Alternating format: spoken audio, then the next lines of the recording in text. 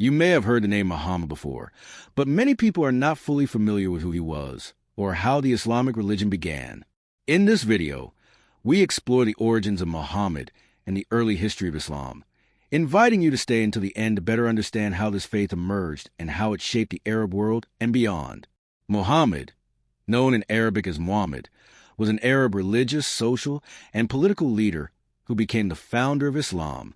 According to Islamic belief, he was divinely inspired as a prophet chosen to reaffirm the monotheistic message taught by earlier figures such as Adam, Abraham, Moses, and Jesus. In Islam, Muhammad is regarded as a final prophet, often referred to as the seal of the prophets. Through his message and leadership, Arabia was unified under a single religious vision, with the Quran and his teachings forming the foundation of Islamic belief and practice. He was born around the year 570 CE in the city of Mecca, an important trading and religious center in the Arabian Peninsula. His father, Abdullah ibn Abd al-Muttalib, died before Muhammad was born. His mother, Amina bint Wahb, passed away when he was still a child, leaving him orphaned at a young age. Muhammad was first cared for by his grandfather, Abd al-Muttalib, a respected leader of the Quraysh tribe and custodian of the Kaaba.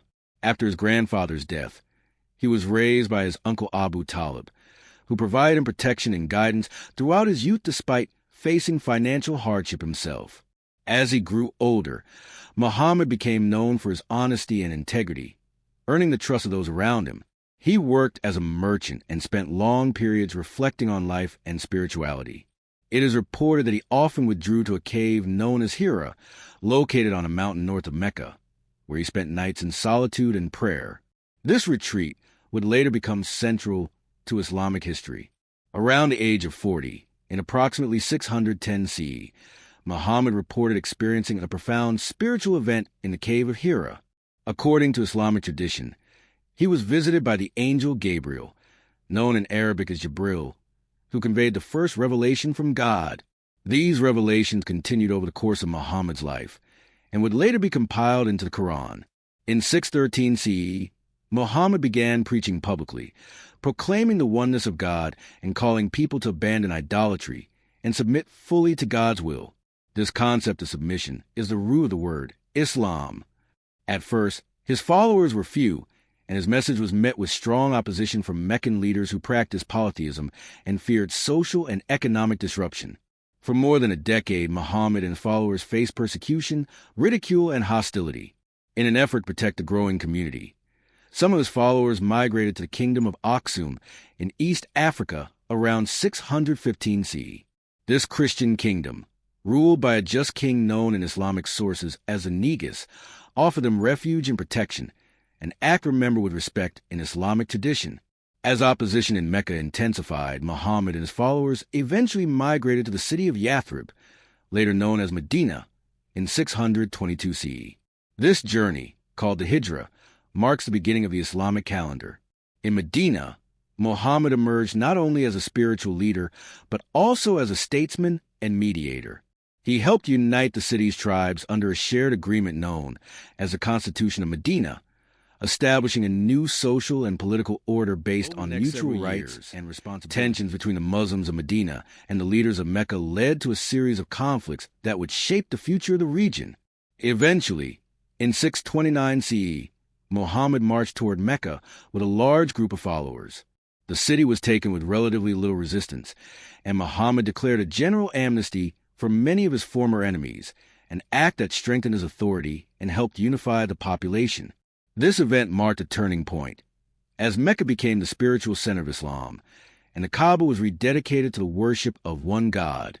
By the time of Muhammad's death in 632 CE, much of the Arabian Peninsula had embraced Islam, not only as a religion, but also as a new social and political framework. He passed away in Medina shortly after completing his farewell pilgrimage, an event during which he summarized key principles of his message. Muslims believe that the revelations he received throughout his life were divine signs from God, preserved in the Quran, which they consider the literal word of God. Alongside the Quran, Muhammad's sayings and actions, known as the Sunnah and recorded in collections of hadith, serve as essential sources of Islamic law, ethics, and daily practice. There are many details about Muhammad's life that have been preserved through historical and religious sources.